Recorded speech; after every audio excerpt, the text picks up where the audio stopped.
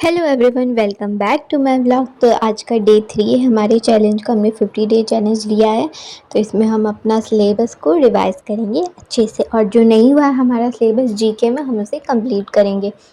तो आज मैं पहले आज का टू डू लिस्ट लिख लेती हूँ। तो आज 8 मार्च है 2026।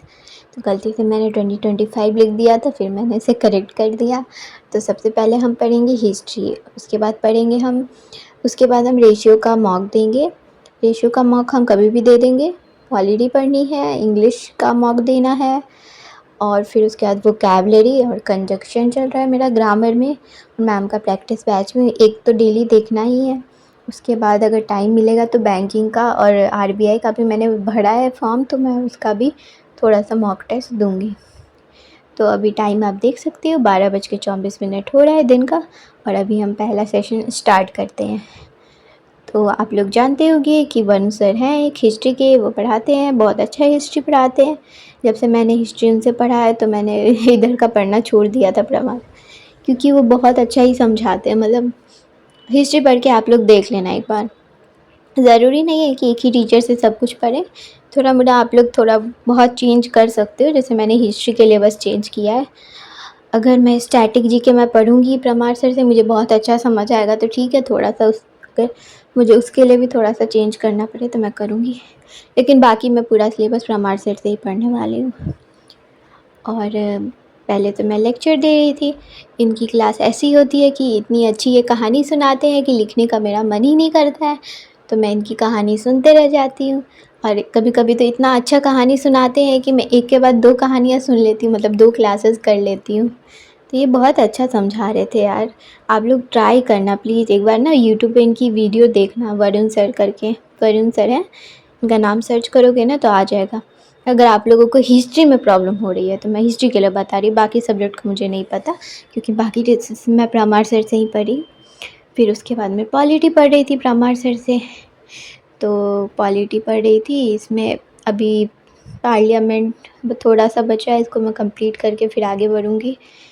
और आप लोग बताना कि आप लोगों की पढ़ाई कैसी चल रही है।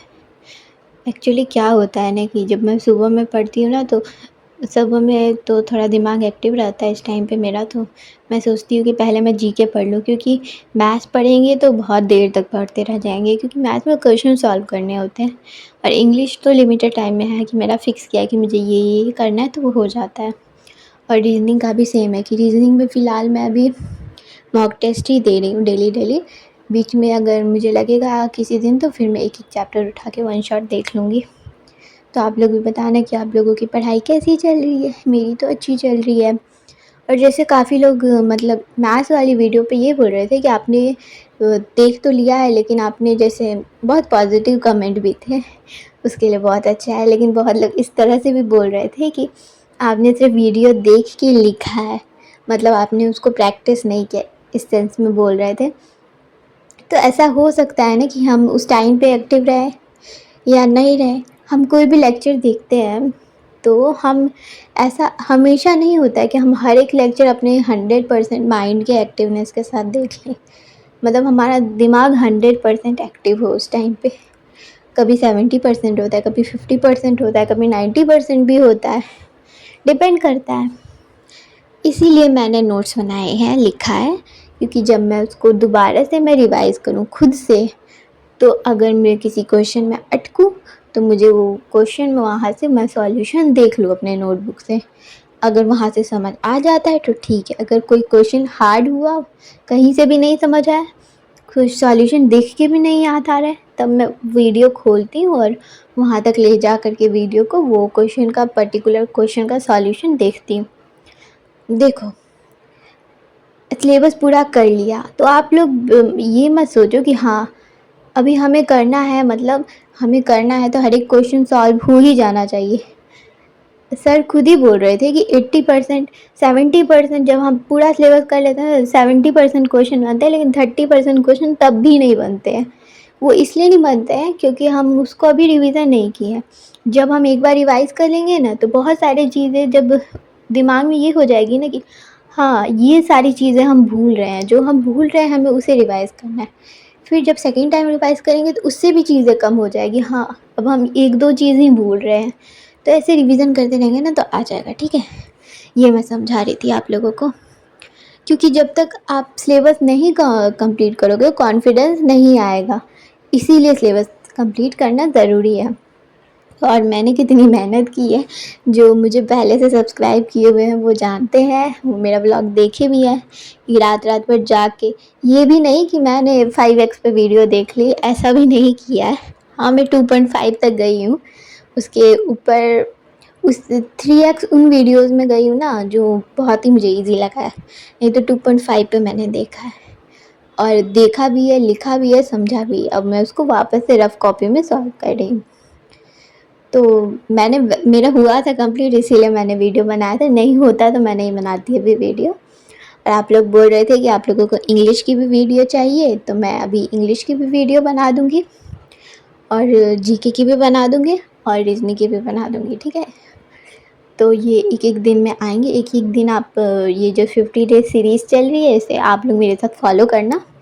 अगर आपका एक दिन अगर ब्रेक हो भी जाता है तो डे 4 उसके नेक्स्ट डे से डे 4 बना देना, मतलब ये टूटना नहीं चाहिए। 50 दिन कैसे भी करने हैं, ये नहीं कि चौथे दिन हमने नहीं पढ़ा तो छोड़ दिया, नहीं पढ़ना अब कल से, हमारा तो टूट गया। नहीं, टूटा नहीं है, एक दिन का हमने ब्रेक ले लिया है, नेक्स्ट डे से फिर से पढ़ेंगे, ऐसे करना है।